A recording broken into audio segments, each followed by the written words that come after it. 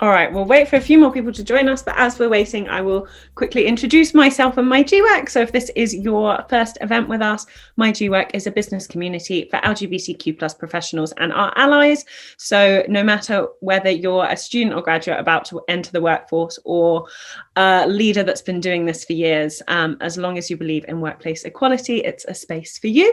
And this is part of our digital series, Coffee Breaks. So this is a chance for us to sit down and talk to different activists, change makers, writers, creatives, find out some of the really amazing work that's being done around the world to push forward for equality. Today, we are delighted because we are talking to the fantastic Henry Garrett about philosophy, art, and kindness. Before we jump in, I'll very quickly introduce myself. So my name's Zoe. I'm the customer success manager at my GWork, and my pronouns are she, her. You can see my email address on the screen if you want to reach out to me. It's always very lovely to hear from you, whether that's something Coffee Breaks related, my GWork related, or perhaps something else entirely. Do reach out, and you can also connect with me on my GWork. It is free to join. You can create a profile, connect with other like-minded individuals, and keep up to date with other events we're doing. So make sure you also do that.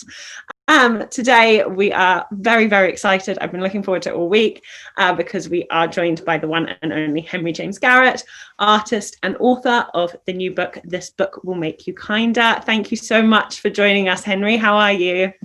I'm good, thank you very much. Thank you for having me. Yeah, and I use he, him pronouns. Wonderful thing. No, we're so delighted that you could join us today. Oh, I'm glad to be here. The whole My GWork team has been looking forward to this one. So do you want to start by just introducing yourself a little bit and telling us a bit more about your work? Sure, yeah. So I'm unsure how to describe myself these days, but I think, a year ago, people would have said I'm an illustrator, and I built a bit of a following on Instagram for cartoons that I do that feature animals and objects talking to one another, and they make political points. They're sort of single panel cartoons on politics, without any humans in them. But yeah, since then I've written a book, which interestingly was kind of always my intention. This is US and UK editions. I wrote a book about kindness, about morality, and kind of about philosophy, because that was my background before I dropped out of my studies due to anxiety. Fantastic. I love the bright yellowness of the book. Yeah. And it is, I think, an important kind of topic, very relevant at the moment, as we head into the festive season, and with the pandemic and all of that, we can all learn to be slightly more kinder to one another and ourselves.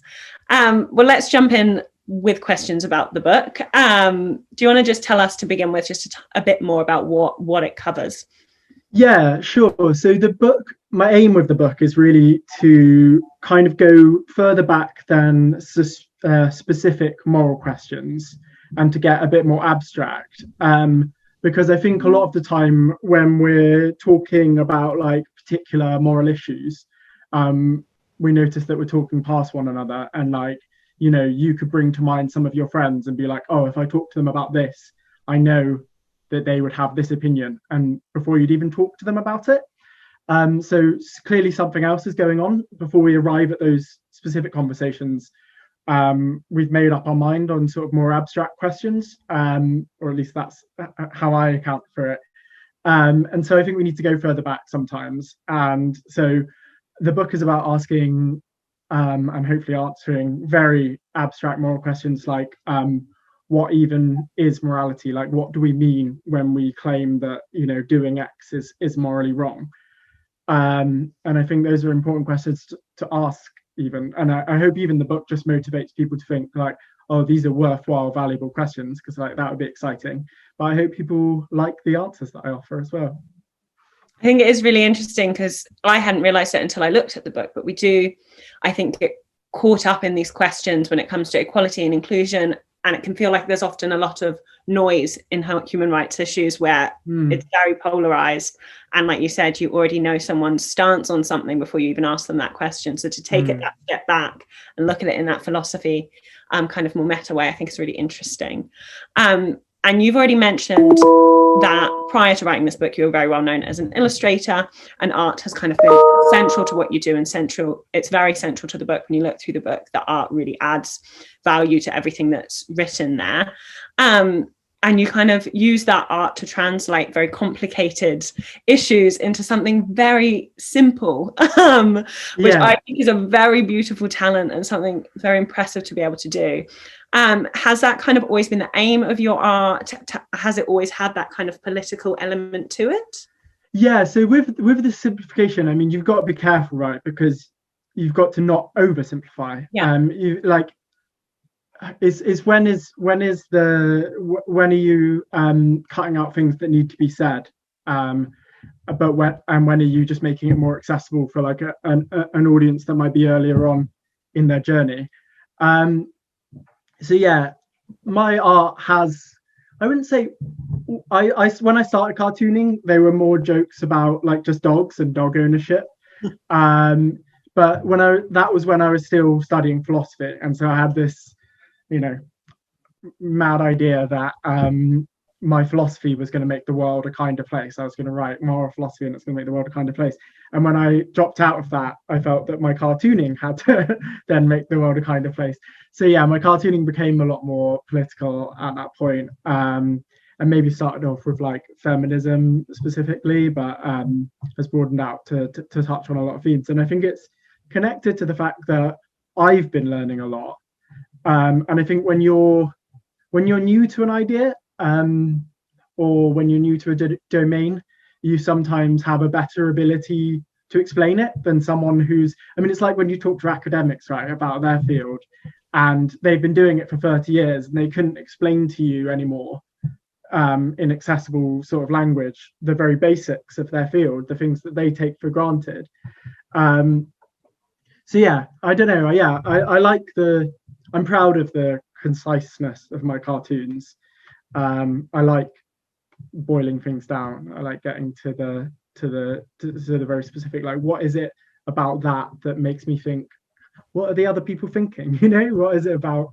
So yeah, it is a big part of my work now. Definitely. And I think you're right in that balance of not oversimplifying things, but making them more accessible. And I think you get that very well through your illustrations. And then I write like an essay underneath each cartoon. I very like try to add back in the nuance. Yeah, no, I think it is because, again, like you said, people can use a lot of jargon and things can get very complicated. And if you know nothing about an issue, it can be kind of intimidating in a sense to learn about it. And so do you think, kind of as someone that's been creating and making art for a long time, that art in general is always political? Is that something you've always kind of felt connected to art? I'm not sure if I do. I think, you can have art that is just a pretty picture on the wall, and maybe there's something to be said for who is going to go and make that art and who feels like that art has to do something. But I would rather art try to just be a pretty picture on the wall than like, some art you see these days where it's maybe like points at politics but doesn't actually say anything. So I think there is room for fully apolitical art, and I'd probably prefer that to that work that kind of tries to look like it's saying something without saying anything at all. But yeah, I definitely think maybe if the art itself isn't political, there's always politics in what art gets made, what art gets sold, who buys what, who's able to dedicate the time needed to an artistic career and things like that. So everything is political in a sense, right? But to the question of like, not all specific pieces of artwork, have a politics for sure. Definitely. And yeah, you're absolutely right. And I think the creative industry in general, of who has access to the time and whatnot to kind of those passions, is political. But yeah, sometimes art can just be pretty, and that's okay. yeah. And yeah, as I say, I'd rather that sometimes. Yeah. No, pseudo politics in advertising is, a rising trend everywhere. And you use animals, like you've already said. You started off kind of creating doodles around dogs, branched off into lots of other animals. Have you always kind of intentionally drawn animals, or did that kind of just happen on its own? I can't draw humans, so I had no choice. Genuinely, I like initially I drew dogs because I love dogs, as you know, Yeah. And like so I practiced drawing dogs a lot, and so that's what I drew. I think it does serve an interesting purpose. I think a lot of my art is about, as we've talked about, making something approachable, and I think the fact that they're animals gives a step of non-identification.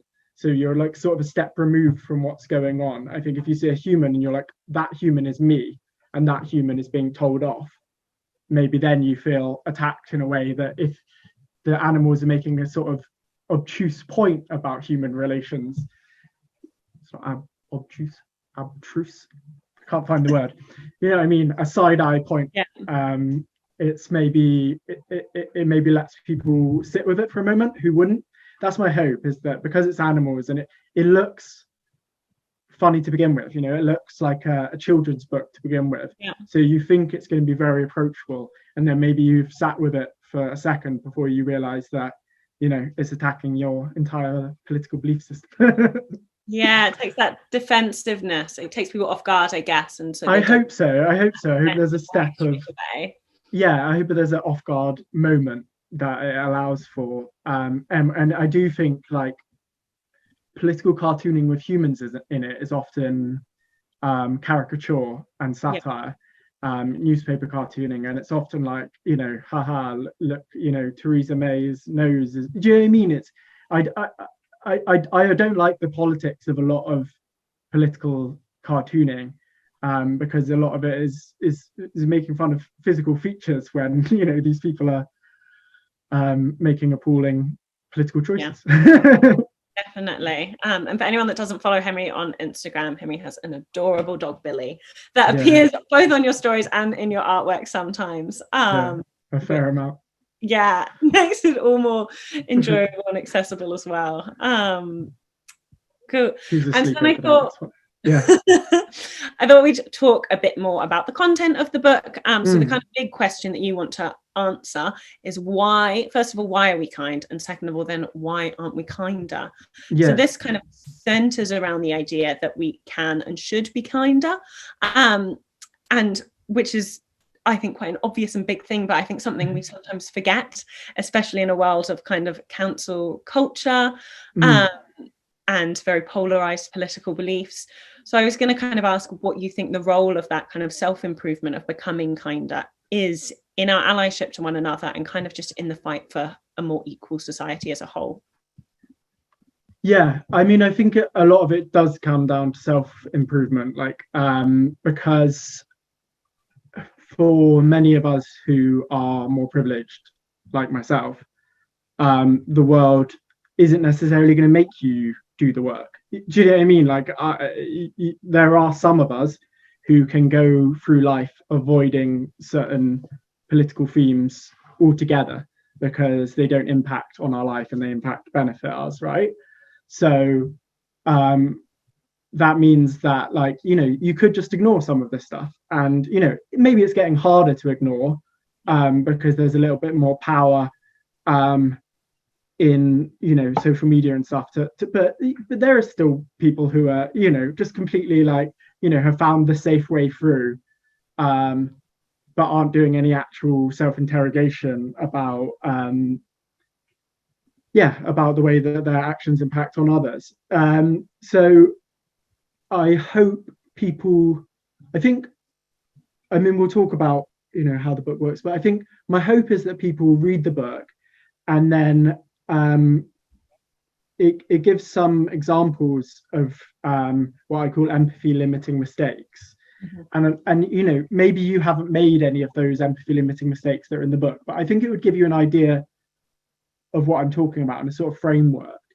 And I think my hope is that then people will finish it, and this is, you know, speaking from my own personal experience, and I'm like, you know, I have made mistakes before that have made me cruel, right? Like, I know I have made mistakes before that have made me do things that I consider cruel. Isn't it likely that I'm still making mistakes of that kind? And how can I find them? What's the work of like finding them? And the work of finding them is thinking about where they're likely to exist, which is going to be in those areas where you're most privileged, and then going and looking there and listening to what people who don't share that privilege with you are saying. Sorry, that was quite a long answer, but yeah. That's absolutely brilliant. And I think, yeah, the thing that stands out to me from it was very much, especially in the kind of sense of equality, is that often I think we get focused on looking outward on what we want to change in the world, and forget that while we're doing that, we do also need to be looking inward, and that we're all human, that we all make mistakes. The best way the best thing that we can do is to make sure that we find out what those mistakes are, because that's how we change it. And I can see a few questions coming through the Q&A. Please do keep popping them in there, because we will hopefully have some time at the end to come to them. And so you mentioned kind of that empathy limiting mistakes before. I was hoping you could maybe explain them a little bit more, what you mean about on them to us. Okay, so if we went back to the two questions that you pointed out, it's like, why are we kind and why aren't we kinder? And within why aren't we kinder, like, why should we be kinder, was kind of a sub question. So I argue that we're kind to the extent that we are because we have the capacity for empathy. And by empathy, I mean the ability to experience those feelings, those emotions, those sensations that other people are experiencing vicariously. So if I see you in pain, I feel some part of your pain. And so then why aren't we kinder? I argue is we aren't kinder because we make certain mistakes that switch our empathy off. So sometimes we don't know enough about other people. Sometimes we believe things that are false about other people or about how our actions relate to them. Sometimes we have a lack of imagination about how our actions impact on the world. And sometimes we just have moral beliefs hanging around that are indefensible, right? And they can get in the way of our empathy. So yeah, and so why should we be kinder? It's because we don't like acting a certain way because we're making a mistake. So if it is the case that you're making certain mistakes that stop you from vicariously feeling the feelings of someone who you would otherwise feel, sorry, that was a long sentence, you would want to undo that mistake. And the process of undoing those mistakes is listening. Yeah, absolutely. I think, yeah, we should that all was a fast fire summary of the book, wasn't it? No, it was brilliant. And not too many spoilers, so everyone can still go buy the book. Oh, it's loads of spoilers. The whole thing. Don't bother reading it. No, but it is that listening that we forget how important it is to learn about other people's lived experiences, that we're, as human beings, we are going to make mistakes. Nobody's perfect. We only can experience the world through our own eyes.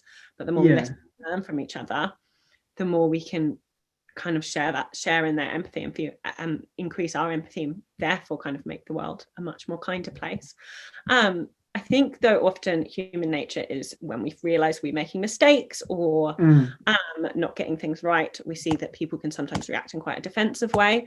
I wondered if you had kind of any thoughts on what we can all do to kind of, I guess, reduce that level of defensiveness that many people get, because it's not healthy in that sense, that if we can get past that defensiveness, we can't learn. I don't know if you had any thoughts on that. Yeah, how do we get past defensiveness? I think the main thing is, as you say, to recognize there's like 100% chance that you're still making some of these mistakes. Probably whoever you are. So once you recognize that, it's also recognizing that there's not an incompatibility between being, a kind person and practicing quite extreme forms of cruelty in certain domains. And so I don't mean like you would still be, we wouldn't maybe still want to call you a kind person if you were practicing like extreme cruelty, but like a person capable of a lot of kindness, and a person, whose motives in a lot of domains are very, kind. So, and I don't think we all believe that as a background thing. I just think we find it hard to hold in mind when we feel attacked. And so yeah, it's the process of holding on to that and being like, I think what works for me when I'm called in or called out is taking time. I think one of the things that's a problem at the moment is the speed that's demanded for things to be done and undone. And so I think if it's possible for you to not go with your immediate reaction, it's usually better, right? And to wait, to have a think quietly, privately on your own, and to just sit with the possibility that you were unknowingly, but maybe culpably unknowingly perpetrating cruelty. Definitely the responding, not reacting, is I think something we all need to learn to do. It's hard though, isn't it? It is hard, but it's getting used to being uncomfortable, because often in those moments of uncomfortability comes the most growth. Those conversations that are hard are the conversations that need to be had. I think it is with social media. I think as well, we're so used to seeing something and responding to it like that, or being something and you want to comment back like that, instead of sitting with your feelings and thinking about it for a minute. It's so unlikely to be the right answer, when you give a quick answer feeling under scrutiny. Definitely. It's just you're so often going to change your mind when you're like, oh, actually, yeah, that was bad, doing a little bit more let yourself have the chance, to because you're going to regret it otherwise, and people double down, people stick in the mud because they've already responded, reacted. Yeah, definitely. And that leads me on to my next question quite well, because you have been very successful on social media, on Instagram. You've managed to share your art, your illustrations, and now your book with a really massive audience. So I wanted kind of what your thoughts on the role of social media is in creating a kinder world, or if that's a paradox in itself, because can social media be kind? It's really hard. Yeah, it is. It's a mixed bag, and I think it's here to stay, and it's probably going to remain a mixed bag. But that doesn't mean we should be, fatalistic about it. We've still got to, see what we can do about making it better. My experience of social media is, on the whole, a very good one. But again, I recognize that is largely to do with, who I am. And I do think that if, a Black woman was publishing the cartoons, exactly the same cartoons that I was publishing, the response would be completely different. And I don't get that much abuse or hate in my DMs and things like that. And I recognize that is not many people's experience of social media. But yeah, it does do some wonderful things still. And I think, when we're talking about self-education, there is a lot of that going on social media, and we can be cynical about it. And we can be cynical about, how some people seem to think now that if they just follow the right people, that's them done. That's sort of the work done. And there's a place for that conversation, but at the same time, social media has sort of democratized platforms to at least some extent. And we do have access to people who we wouldn't have heard from in the past. So I don't know, it's like a little column A and a little column B, isn't it? It's been great for me, and it's been great for me in terms of the self-improvement that we're talking about. I've learned a lot through social media, and I think it's a good way to learn, partly because you're getting quite a holistic picture of a person on social media, rather than reading one academic article sort of taken from someone's life. You're seeing that people have these things to add, but are also whole, complete, rounded people. Do you know what I mean? Which I think is a useful connection. Definitely. Yeah, I think we've seen it be a really useful tool in a lot of activism and a lot of campaigning, create a lot of change, but then there is kind of the other side. Yeah, of it when you get I go rolling. through peaks and troughs. Yeah, and I'm cynical. I'm cynical about some of the influencer activism-y stuff, and I'm obviously a part of that sort of domain field in a way. But yeah, it's an interesting time to be thinking about the role of social media. But yeah, it's fundamentally a form of communication. So there are a lot of dangers with it right now, but I'm hoping there's a version of it that's here to stay and do good. Yeah, I think that's a very hopeful and good way to look at it. We'll see. Sharing. I've got one more question, and then I can see we've got lots of questions coming into the chat, the Q&A box, so we'll head to there. Again, if you have a question, do pop it in there, and we'll try and have time to get through them all. My last question for you is just about the future, looking forward. What are you hopeful for next, and what do you see kind of coming next? Is there another book, or any ideas there? I've been screenwriting in lockdown. Yeah, I'm giving that a go. But that's another very difficult field to try and apply oneself to. I would love to do another book. I think it would depend a bit on how well this book does, whether there's demand for the next one. Yeah, I'm sort of thinking about my plans for the future. I'd love to get this Christmas movie made, but it's a long shot. A Christmas movie, I love that. I've been writing a Christmas movie, so we'll see. Oh, well, hopefully next year, 2021. Yeah, I think it takes longer than that to make it. And they're all so bad.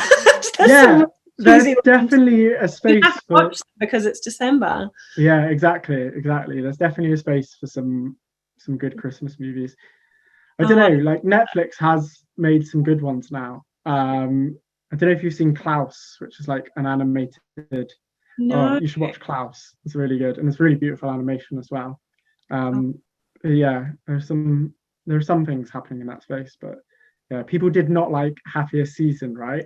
So, I quite liked it, but I'm a sucker for a cheesy Christmas movie. I'm a sucker. Maybe it was held to very high standards, wasn't it? Exactly. Because people had a lot of expectations from it. When there's only one queer movie about Christmas, you get all the expectations. There was a lot riding on it. Yeah, and if it had just been seen as well, I have my fingers crossed for a Henry Christmas movie next year. Yeah, we'll see.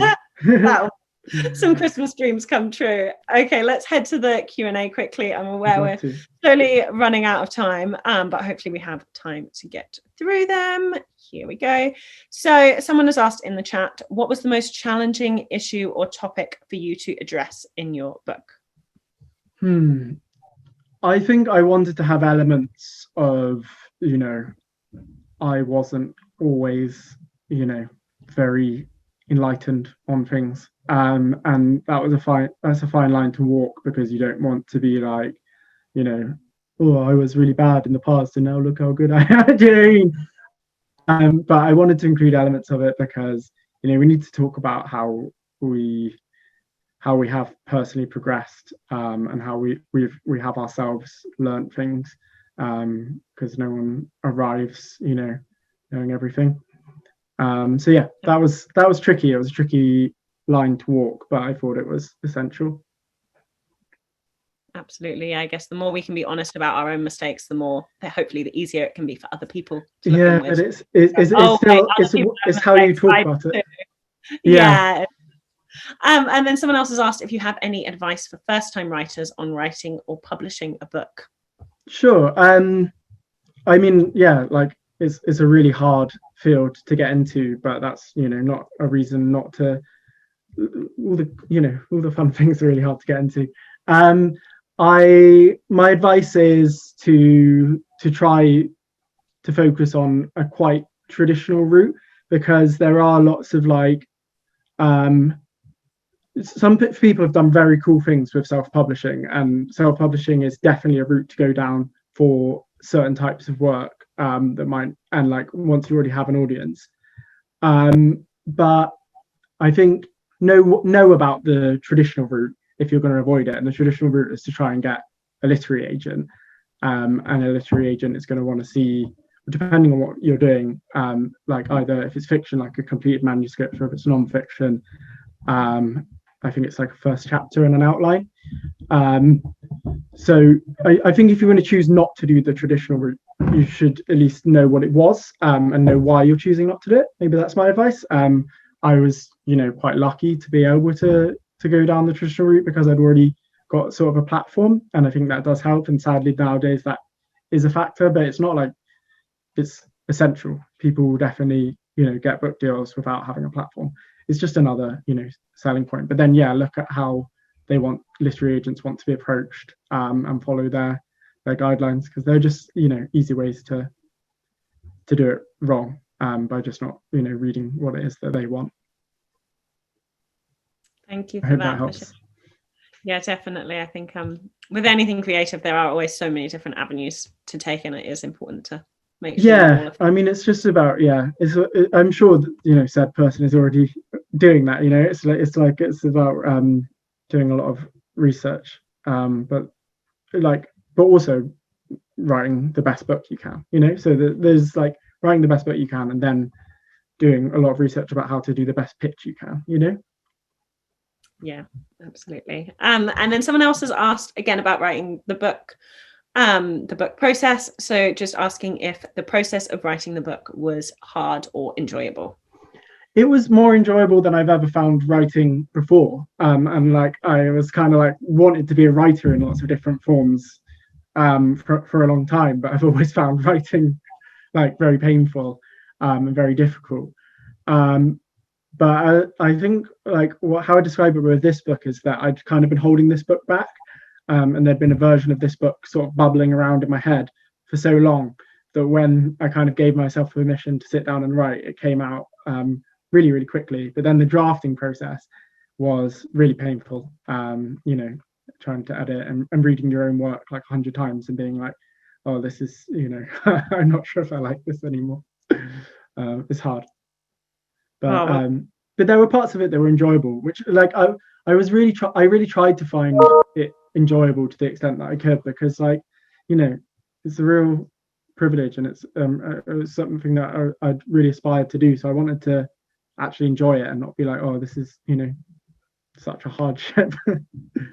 Well, I'm really glad you did, because it is, a really beautiful book and a really important book, I think, for everyone to read. We've got time for one last question. I feel like, we've just had another question come in. Okay, I'll ask this one and it will be the last one because I know we've already gone over time. Someone has asked, what philosophers or school of thoughts did you fall back into or were inspired by in writing the book? Yeah, it's interesting because in the intervening time between when I left philosophy and when I wrote this book, I wasn't reading people who would necessarily be described as philosophers. I was reading more like critical race studies and gender studies, feminist writers. So there's like a reading list at the back of the book, right? Some of the people that I suggest reading next, and I don't know if any of them would describe themselves as philosophers. But yeah, the philosophy does have, its history. I was particularly inspired by the ideal observer theories, which is like a theory in metaethics and in some other fields in philosophy.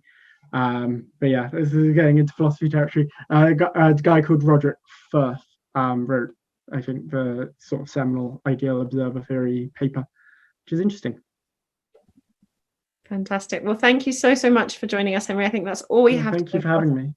You've been such a delight to speak to. So yeah, thank you so much. And I will make sure I include a link to where to find your book, and where to find you on social media as well for everyone watching. So yeah, massive thank you, Henry. Thank you for having me. It's been really great. It's been lovely. You've been I'm going to have an actual coffee now after my coffee. I think everyone should go away and have a coffee. It's all done some thinking. We've done some listening. Let's all go drink some coffee.